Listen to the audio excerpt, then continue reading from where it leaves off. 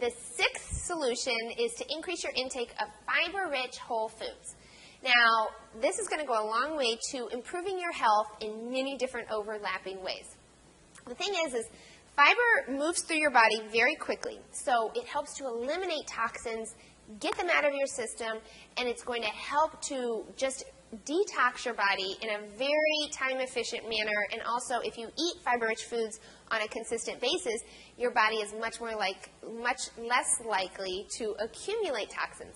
Also, fiber-rich foods work mechanically, so they take up a lot of bulk and space in your stomach, and they help make you feel full, and they increase satiety, so they help you lose weight without feeling hungry. Fiber-rich whole foods also are great for your heart health. They help reduce your risk of certain types of cancer. And the thing is you can easily increase your intake of fiber if you know which foods are really, really rich in fiber. The thing is the average American, I think it's like 12 to 14 grams of fiber they get a day, which is really not at all a good amount. That's very, very low. You want to aim for about 25 to even 30 grams of fiber a day.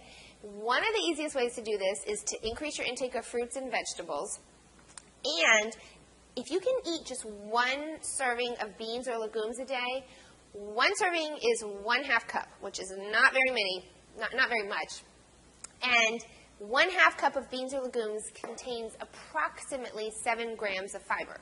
So if you just eat one serving a day, you have a great jump start on reaching your 25 to 30 gram of fiber a day goal. And beans and legumes are so easy to incorporate. They're cheap. And when you go back to solution number 3, and I said to decrease your intake of animal foods and increase your intake of plant foods, if you make one of your vegan meals each day contain either beans or legumes, you're going to be kind of killing 2 birds with 1 stone, because you've decreased your intake of animal foods and you've simultaneously increased your intake of fiber.